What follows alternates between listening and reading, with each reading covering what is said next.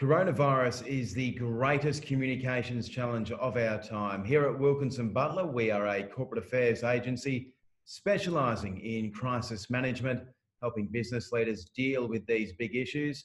Peter Wilkinson, let's break down the approach for a business dealing with COVID-19. And there are three challenges to creating a strategy to survive. The first is the immediate response and critical preparation.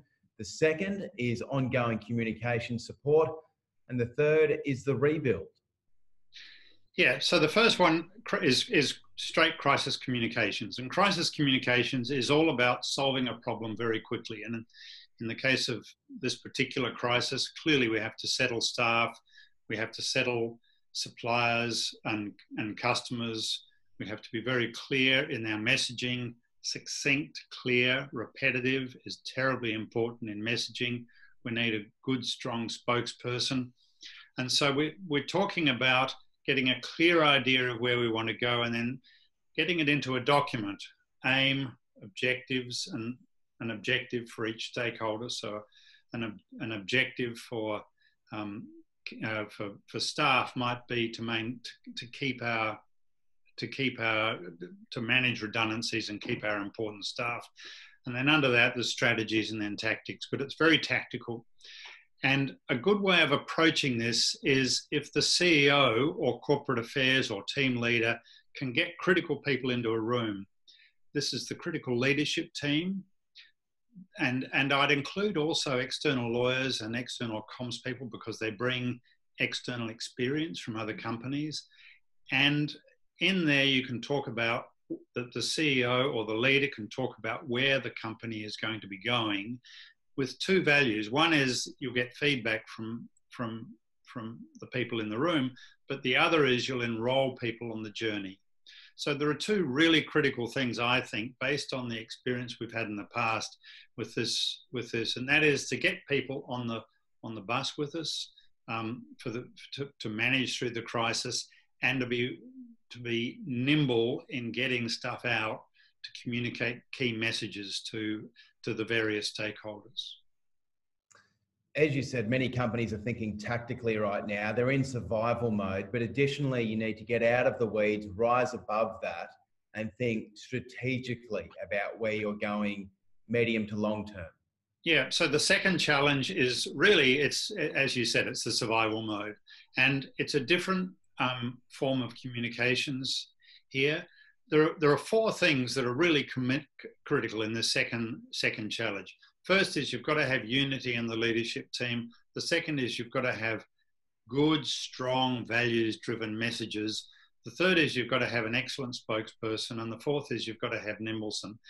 And I might say there was a really good presentation by the head of Marriott, the hotel chain, a guy called Arne Sorensen. And we've got it on our LinkedIn page. It's worth looking at that in terms of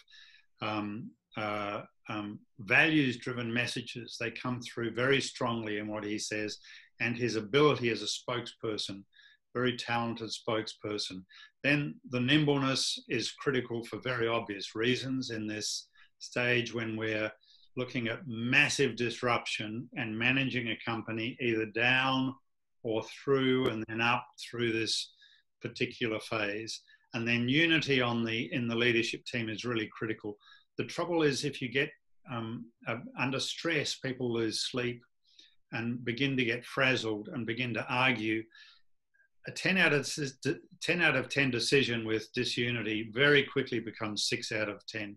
And so the experience from other crises managing through this period is if there's a person who's not on board, get them off the bus, and because it really can be damaging for the company. So the communications there, both internally and externally, crucial. And then you go further down the road and you look at the rebuild. That's a third challenge. So the third stage. Now, remember these challenges aren't consecutive; they're concurrent. And you've heard companies starting on. You've heard ScoMo too, and a variety of governments talking about when we get through this, we'll be stronger. Okay, so you've got to put meat on the bone for that. And so companies have got at the beginning to be thinking about okay, the crisis immediately, and this is a corporate affairs challenge for all of us. Then how do we manage through, and then how do we build out so that we're stronger at the end? And remember, we're talking about massive disruption here, so there's every likelihood that the company is going to look quite different. And our customers will be quite different. Maybe our suppliers will be different. Maybe what we produce will be different. So these are the kinds of things that we should be thinking about early on. And it's a corporate affairs challenge as much as a leadership challenge. And the challenge here is about creativity, looking for new ideas and looking for new ways to communicate. So the first challenge was about crisis, getting through that. The second was about that survival mode, getting through it. The third is about the rebuild. And so the strategy document we write there, while it's going to have the same skeleton, is going to be fundamentally different, because it's going to be more about the objectives with each stakeholder. So the objectives might be, for new customers, finding new markets. How do we find new markets? How do we communicate what the company does to reach new markets? And how do we communicate with our suppliers through that period, and the staff and their families?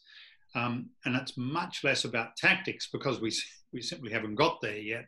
So, but the framework stays the same: aim, objectives by stakeholders, strategies, tactics. And when you're writing these three documents, keep them short. Just bullet points, a couple of pages if you can, so they're really easy to read and for people to understand what's being said. The difficulty with writing a long document is it's very easy to get lost in writing the document rather than understanding and really having a firm grasp on the objectives and the strategies and the tactics. And the other problem with a long document is only a few people read the bloody thing anyway. Peter, some really practical advice, tremendous insight. Thank you. Everyone out there, look after yourselves and stay healthy.